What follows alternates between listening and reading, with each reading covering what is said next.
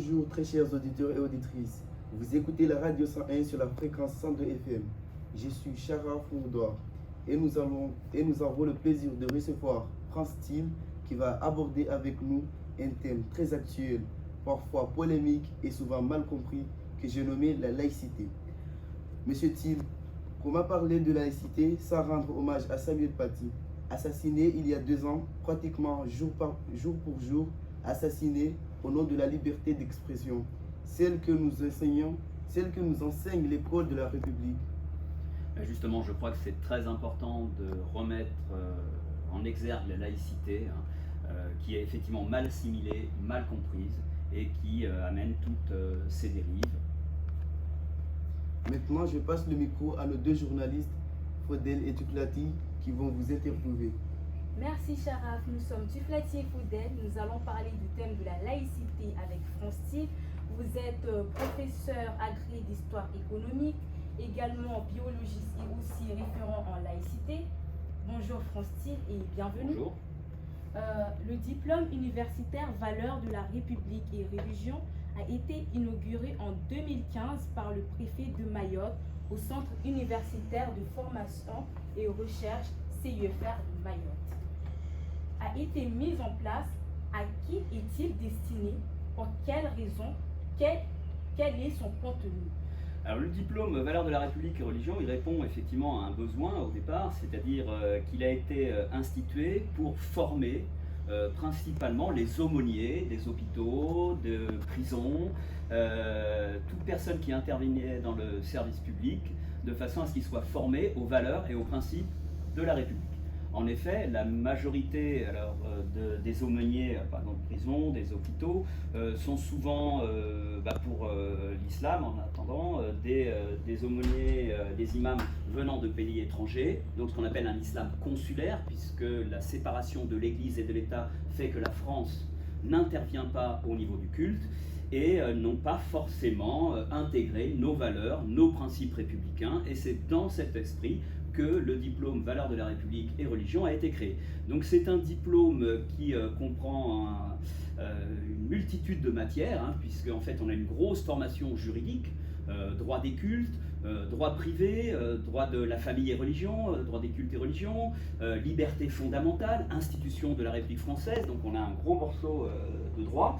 On a aussi de la sociologie des religions, l'histoire religieuse de la France.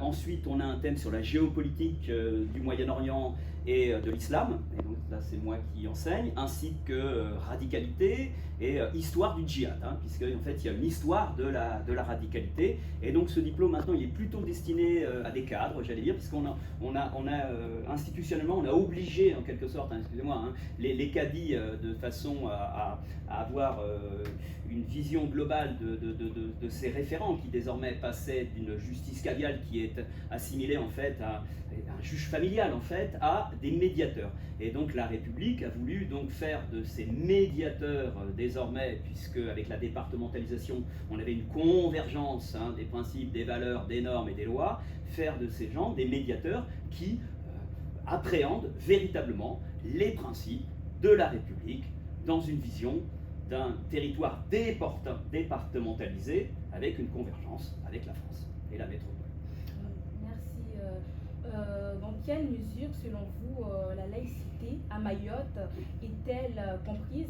Et selon vous, à quel problème majeur la laïcité est-elle confrontée à Mayotte et pourquoi? Alors déjà, il faut expliquer ce qu'est la laïcité et ce qu'est la laïcité à Mayotte. Déjà, il faut savoir que Mayotte est laïque, respecte les principes républicains, mais il n'y a pas de séparation de l'Église et de l'État. Donc je vais y revenir. Alors premièrement, c'est quoi la laïcité? La laïcité, c'est 3 mots. Liberté, égalité? Fraternité. Non, neutralité. C'est-à-dire, alors, justement, c'est le piège. Donc c'est d'abord un cadre juridique. La liberté, c'est la liberté de conscience. C'est la liberté de croire et de ne pas croire. C'est ça aussi qu'on oublie, c'est on peut être athée, on peut être bouddhiste, on peut être shintoïste, on peut être musulman, on peut être juif dans la République française. C'est la liberté de croire et de ne pas croire. C'est un principe fondamental. Le deuxième élément, égalité. C'est égalité de toutes les religions. Aucune religion ne peut être discriminée. Longtemps, la France a été baignée dans la religion catholique. La religion catholique n'est pas plus mise en exergue, mise en avantage que la religion musulmane ou la religion juive, contrairement à ce qu'on peut entendre, on le développera peut-être, ces fois sur les réseaux sociaux, ou les bruits et les rumeurs là-dessus. Et cette liberté, cette égalité, se traduit aussi par ce principe de neutralité. La neutralité, c'est que justement, on ne doit pas faire acte et prosélytisme de sa religion, notamment dans les services publics, vis-à-vis des usagers, à l'école, et maintenant les délégataires de services publics. Alors attention, on ne demande pas aux élèves la neutralité. C'est nous, les fonctionnaires, nous les intervenants, qui devons être neutres.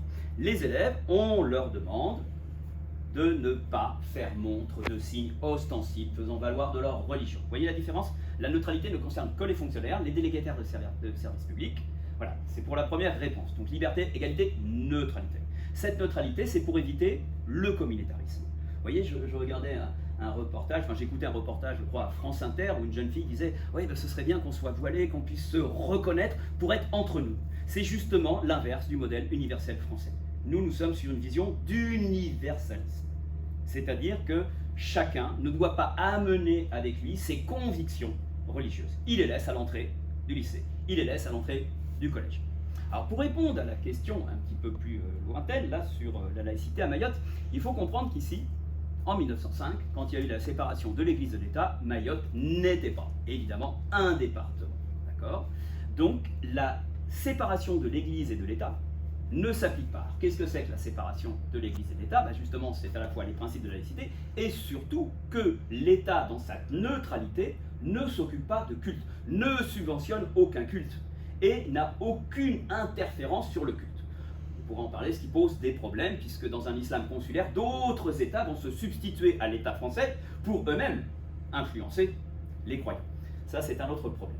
Donc, ce qui veut dire qu'à Mayotte, eh bien, on est soumis, enfin, on est plutôt sous les décrets Mendel, un ancien ministre, malheureusement assassiné par la collaboration, qui fait que notre territoire a en quelque sorte des accommodements avec non pas la laïcité, mais avec la séparation de l'Église et de l'État. C'est comme ça que, par exemple, il y a 4 ans, j'avais assisté à la première pierre de l'école de Dembéni, à côté, et puis qu'il y avait eu des prières, et puis 2 minutes après, enfin 10 minutes de prière, et après on a juste posé la pierre. Ce n'est pas concevable en métropole. Eh bien tout simplement parce qu'ici, il n'y a pas de séparation. Donc les cadis peuvent être rémunérés, ce qui est totalement impossible en France. Il reste finalement des intercesseurs religieux, ce sont des délégataires, des croyants, et pour médiateurs, mais ils sont rémunérés. De même, il est possible de financer un Majlis par le conseil départemental. On peut financer une association non pas culturelle, mais cultuelle, ce qui est totalement impossible en France. Donc il y a certains accommodements, mais il ne faut pas croire que parce qu'effectivement il y a pas de séparation de l'Église et l'État, ce n'est pas le seul territoire. L'Alsace-Moselle, puisqu'en 1905 c'était allemand. C'est le cas aussi de la Guyane, c'était un décret de Louis-Philippe. C'est aussi le cas de la Nouvelle-Calédonie, de Wallis-et-Futuna, de Saint-Barthélemy, de Saint-Pierre-et-Miquelon, qui sont gérés de la même façon par le décret Mendel. Donc le décret Mendel permet aussi à des associations cultuelles d'avoir du foncier, de l'immobilier, voyez, et d'être subventionné par le conseil départemental par exemple. Ce qui ne veut pas dire qu'on ne doit pas respecter la laïcité. C'est deux choses différentes. Séparer et neutralité. Séparer et laïcité. Mayotte doit respecter ces principes de laïcité qui nous permettent de vivre ensemble. D'accord, merci M. Thier.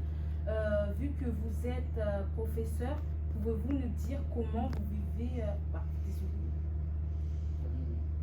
comment vous vivez la laïcité à Mayotte au sein de votre profession? Est-elle scrupuleusement respectée? Alors, déjà, il y a une différence, c'est que moi je suis dans l'enseignement supérieur. Donc les élèves ont la capacité, la possibilité de venir en classe avec des signes ostensibles. C'est-à-dire que la foi n'est pas interdite en France. Nous avons une liberté totale de conscience, ce qui n'est pas le cas dans d'autres pays. Prenons un exemple d'un autre pays laïque, la Turquie, où les femmes ont voté en 1924, 20 ans avant les Françaises. Ce n'est pas la même laïcité.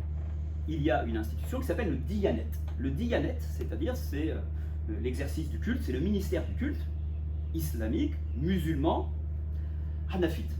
Eh bien, ce ministère du culte a un budget supérieur au budget d'éducation nationale turque. Et les enfants turcs sont obligés d'écouter un catéchisme hanafite à l'école. Donc vous voyez, la laïcité, elle va être à géométrie variable et le curseur peut être différent. Nous, en France, hein, on ne va pas contre le croyant. Hein. La liberté de culte est totale. La neutralité demandée aux fonctionnaires et cet élément qui est demandé aux élèves, c'est de ne pas faire montre par des signes ostensibles de leur religion. C'est tout. Donc la laïcité à Mayotte, eh bien, elle est un petit peu différente. Mayotte peut être un laboratoire positif comme un laboratoire négatif. C'est pour ça qu'il faut faire très attention aussi. C'est pas parce qu'on est décret Mendel qu'effectivement on peut pousser sa religion. À l'université, c'est différent. On peut avoir des jeunes filles qui vont arriver avec en abaya. C'est le gros problème actuellement en métropole. Nous ne pouvons rien leur dire. Néanmoins, moi, j'ai souvent discuté avec des jeunes filles qui arrivaient avec des chaînes, avec des gants. Hein, j'ai eu 3-4 jeunes filles comme ça. C'est-à-dire une vision très, je ne sais pas si vous savez, très dogmatique, wahhabite, du wahhabisme saoudien, qui ne correspond pas à notre culture mahoraise, qui ne correspond pas à la culture mahoraise. Il faut savoir que l'islam aussi doit être contextualisé. Il est aussi spatialisé et temporalisé. Il correspond à un temps.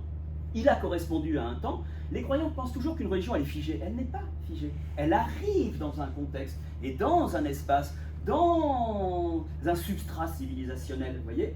Et donc, effectivement, à Mayotte, eh bien, on a une culture spécifique qui est le fruit d'un palimpseste de civilisation. Nous avons des influences chiites avec le Mawlida. Le Mawlida, c'est interdit en Arabie Saoudite. On peut être condamné si on fait le Mawlida, vous voyez, parce qu'on a une vision wahhabite qui va interdire les kasoudas, qui va interdire par exemple le débarras, c'est pas possible en Arabie Saoudite. Hein, la police des mœurs peut contrôler ces choses-là. Vous voyez, nous avons une liberté totale. Et à Mayotte, ça se passe relativement, j'allais dire, plutôt bien. C'est-à-dire que je pense que, vu que la plupart des Mahorais comprennent que la métropole n'essaye pas d'imposer ce qui avait été le cas dans les années 30. Il y a des Mahorais qui pensaient qu'on voulait imposer un christianisme parce qu'effectivement, au niveau éducation nationale, on n'avait pas mis les jalons pour éduquer au niveau primaire ou secondaire les Mahorais. Il a fallu attendre 1986 ou 89 pour avoir un lycée. Eh bien, on avait des Mahorais, on pensait qu'effectivement, il y avait une intrusion de la laïcité, une intrusion du catholicisme au sein de la société mahoraise. Pas du tout. Donc en fait, Mayotte est un laboratoire positif du vivre ensemble. Il y a des influences, donc comme je dis, mais des fois même un peu animistes, des influences chiites, des influences évidemment chaféites, et toutes ces influences fait que pour l'instant on a plutôt un bon exemple de vivre ensemble. C'est pas pour ça qu'il n'y a pas d'intrusion de personnes qui, comme en métropole, où c'est le cas actuellement, qui poussent effectivement pour imposer des signes religieux ou faire une transgression de la laïcité, c'est-à-dire essayer d'introduire à l'intérieur des établissements, par exemple, des éléments cultuels. Alors qu'est-ce que c'est que des éléments? Qu'est-ce que c'est? À quoi on reconnaît des éléments qui ne sont pas seulement culturels, mais cultuels? C'est par exemple le vestimentaire, ou le désir de prier, vous voyez, à l'intérieur du lycée. Jusqu'à présent, comme Mayotte, nous sommes sur les décrets Mendel, et que 87,5% des résidents de Mayotte sont musulmans, eh bien il y a un accommodement qui va très bien, c'est le fameux compromis des oreilles, c'est-à-dire considérer que le kichali est avant tout quelque chose de culturel, et que quand on rentre au sein d'un établissement, eh bien on fait un compromis vers la laïcité, un compromis à sa religion, et l'éducation nationale et la métropole a fait un compromis à la culture mahoraise, en acceptant effectivement le kichali avec ce fameux compromis des oreilles. Voilà. Et je trouve effectivement que pour l'instant, on n'a pas ce forcing qu'on peut avoir en métropole sur une vision extrêmement dogmatique de la religion qui essaye de pousser dans ses retranchements et d'attaquer la laïcité. D'accord, merci M. Thiel. Selon nos sources, vous êtes un aventurier qui aime voyager. Est-ce que ce sont ces voyages qui vous ont aujourd'hui poussé à enseigner ce diplôme? Alors oui, je vais vous expliquer un petit peu. Effectivement, moi j'ai commencé par le milieu de l'expédition. Si vous avez regardé un peu ma biographie, j'ai vécu chez les Pygmées, j'ai fait une première tentative de traversée de la forêt équatoriale congolaise de la République centrafricaine au Congo parce qu'on m'avait dit que c'était pas possible. Évidemment, je me suis perdu, j'ai fait l'essai pour mort, j'ai réussi à m'en sortir. Bon, j'avais fait une première traversée de l'Islande, j'ai essayé de faire une tentative à 17 ans l'Islande, 18 ans le Groenland. Là aussi, échec. Après, bon, comme tout le monde, j'ai traversé un peu le Sahara avec une vieille voiture, hein, un peu comme on le faisait à l'époque. Et puis après, effectivement, la forêt équatoriale. Donc des multiples expériences. Après, effectivement, j'ai été chauffeur poids lourd hein, dans la logistique militaire. Voilà. Et puis après, bon, j'ai passé l'agrégation un peu sur le tas. Effectivement, ça donne une ouverture d'esprit. C'est-à-dire que quand on a été confronté aussi à la violence, à la mort, au Burundi, j'étais là malheureusement quand il y a eu le pré-génocide rwandais, où il y a eu une trentaine de milliers de personnes qui ont été assassinées. J'avais alerté sur ces problèmes entre Hutu et Tutsi. Bon, mais c'est pas ça qui m'a fait rentrer. J'étais toujours très intéressé, moi, par la civilisation musulmane, et donc je me suis petit à petit spécialisé, mais c'est aussi parce que j'ai enseigné à la fois à l'université de Nanterre et en même temps en maison d'arrêt pendant 20 ans.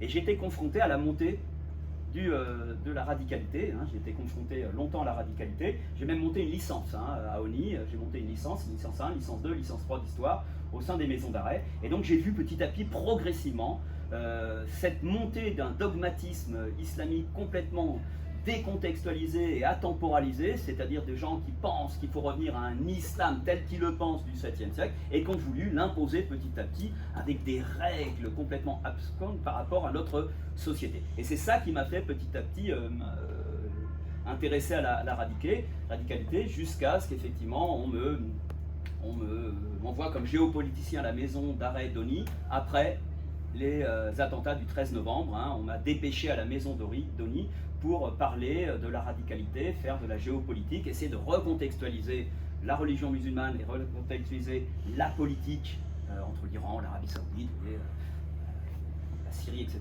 pour bien comprendre en fait la manipulation politique. C'est ça qui m'a effectivement petit à petit amené à être de plus en plus dans la radicalité, jusqu'à ONI.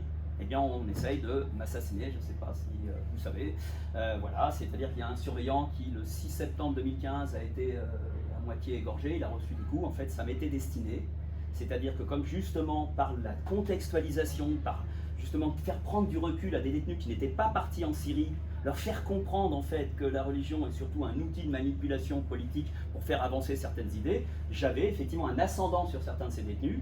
Ceux qui étaient partis, je ne vais pas vous donner des noms, des gens qui étaient ce qu'on appelle des flics du califat, qui avaient égorgé, qui avaient tué, qui avaient balancé des gens de certains étages d'immeubles, etc., pour des raisons X et variées, avaient décidé de me faire taire. Vous voyez. Et donc c'est comme ça que j'ai été plongé au cœur de la radicalité. Coup de chance pour moi, donc les détenus avaient pris une petite morceau de fer dans une fenêtre et voulaient m'égorger en plein cours. Hein. Et finalement, bon, ça s'est pas su, hein, voilà. Et finalement, le détenu partait avec sa serviette, avec caché la lame à l'intérieur de sa serviette. Le surveillant l'a surpris et c'est le surveillant qui a pris. Donc vous voyez, la radicalité, c'est quelque chose que je connais, d'autant que scientifiquement, j'ai aussi parlé pendant des années et des années et des années avec ces détenus, avec des fiches méthodologiques pour savoir ce qu'était leur vision est totalement binaire, halal-haram, et donc j'ai travaillé scientifiquement justement sur les processus d'isolement et d'intégration dans cette radicalité, comment finalement ils essayent finalement d'harponner des gens pour les amener à ce projet totalement mortifère, délétère. Hein. C'est ce qu'il y a actuellement comme projet délétère et mortifère actuellement sur le marché, j'allais dire. Bon, il y a eu le nihilisme, hein, l'anarchisme, il y a eu les brigades rouges, il y a eu qui n'étaient pas religieuses, hein, et maintenant on a malheureusement ce projet hein, dans un monde qui perd certaines valeurs, hein, où des gens qui sont toujours en recherche de valeurs et d'idéal et d'absolu. Eh bien, les islamistes. Alors ce mot, je ne l'aime pas parce que vous voyez, le mot islamisme au niveau sémantique, on va le mettre au niveau de catholicisme, judaïsme, islamisme. Or, c'est pas la même chose. Quand on parle du judaïsme, c'est pas pour dire des extrémistes qui vont attaquer des gens. Pareil pour le catholicisme. Donc je préfère employer le mot d'islamo-fascisme, par exemple, hein, ou d'islamo-dogmatisme, voilà, pour définir cet islamisme politique totalement hors la loi. Je dis bien hors la loi, parce qu'à partir du moment où on ne respecte pas et on considère que les lois de la République ne concernent pas, on se met en dehors du terrain de la loi. Voilà un peu mon cheminement. Merci d'avoir partagé cette histoire mélancolique avec nous. Mélancolique, je ne sais pas. Oui, mélancolique. Vous nous avez parlé d'une liberté totale tout à l'heure. Pouvez-vous la développer, cette liberté totale n'a-t-elle pas de limite? Ah bah si, justement, il n'y a pas de liberté totale. La liberté n'est pas absolue. Déjà, pour un fonctionnaire, elle n'est pas absolue. On pourrait définir la déontologie du fonctionnaire. Mais justement, c'est là, vous voyez, les islamo-fascistes, c'est là-dessus qu'ils jouent. Ils jouent sur l'ambiguïté entre liberté de pensée, liberté de conscience et liberté religieuse. Et justement, dans ce qu'on disait tout à l'heure, liberté, égalité, neutralité, pas liberté, égalité, fraternité. dans cette notion de la laïcité, il y a justement un curseur. Et ce curseur fait que la liberté, contrairement à ce que tu me dis, elle n'est pas absolue et totale, justement. Le curseur, c'est le trouble à l'ordre public. C'est-à-dire qu'à partir du moment où on va considérer que la liberté de quelqu'un va trop loin, dans le sens qu'elle va troubler la liberté des autres, ou qu'elle va troubler notre schéma républicain, notre principe républicain, eh bien, il y a trouble à l'ordre public. Et on est tout à fait en droit de construire de faire des lois pour effectivement endiguer ces atteintes à la laïcité, par exemple. Alors, effectivement, parce qu'il faut savoir que la laïcité, j'ai oublié de vous le dire tout à l'heure, elle peut faire l'objet d'une question prioritaire de constitutionnalité. D'accord ? C'est-à-dire qu'elle est dans la Constitution française, ce qui est là aussi une exception. C'est-à-dire qu'au nom de la laïcité, on peut élaborer des lois. Voilà. Et donc on peut stopper des intrusions du religieux, d'un forcing du religieux qui veulent attaquer la laïcité, et c'est-à-dire attaquer nos principes républicains d'universalisme. Voyez ? À présent, nous allons recevoir continuer avec notre très cher Faudel qui va poursuivre avec cette interview.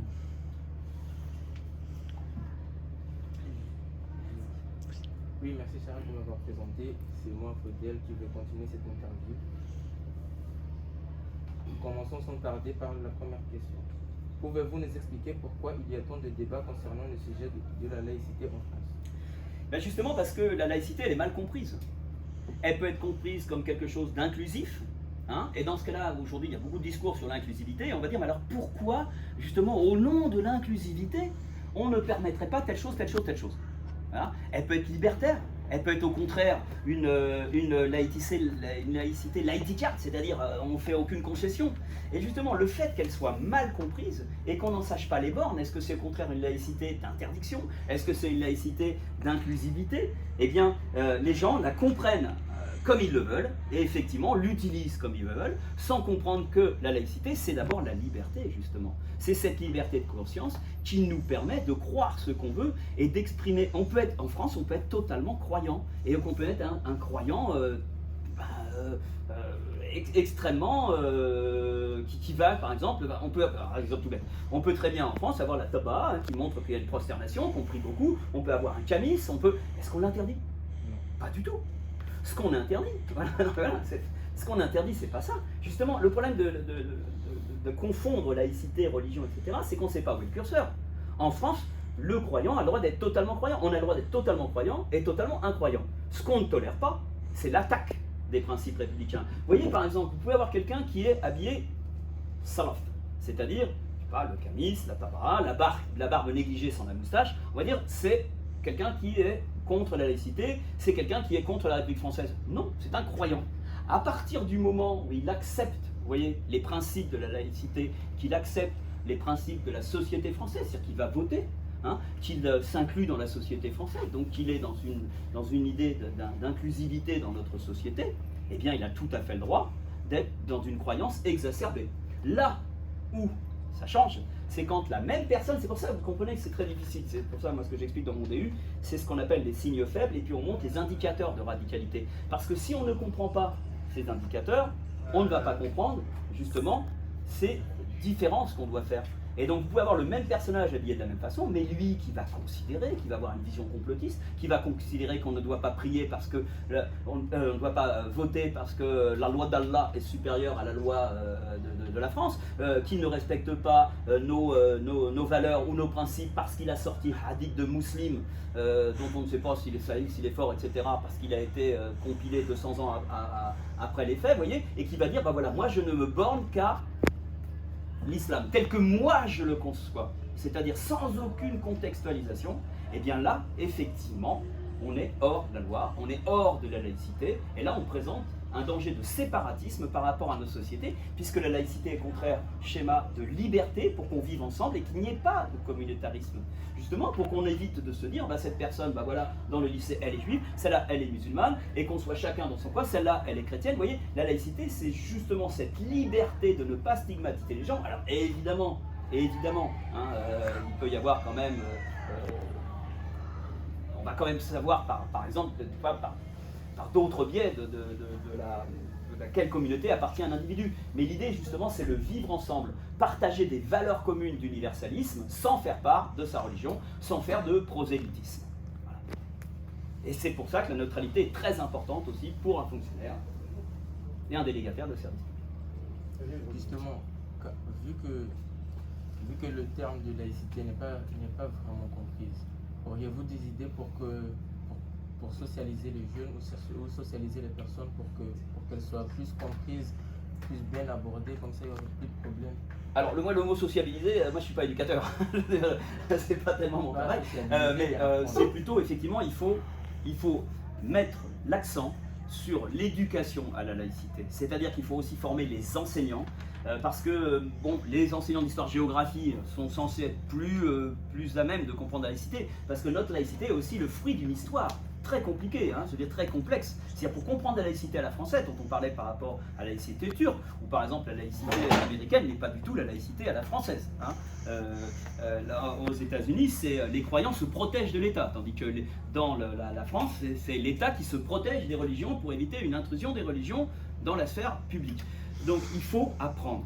Il faut justement montrer que cette laïcité, elle n'est pas contre la croyance, elle est au contraire pour le vivre ensemble. Elle est pour une vision universaliste de partage de principes. D'accord ? Et c'est ça qu'il faut apprendre. Parce qu'elle a été mal comprise, elle a été dévoyée par tous les bords politiques, hein, des deux extrêmes souvent. Hein, et elle est utilisée constamment à des fins politiques. Donc le rôle de l'éducation nationale, qu'il a bien compris actuellement avec les équipes valeurs de la République, c'est de réexpliquer, redéfinir la laïcité de façon à ce que les enseignants comme les élèves soient clairs là-dessus. C'est-à-dire que si effectivement on interdit des signes religieux, c'est pas pour embêter les élèves.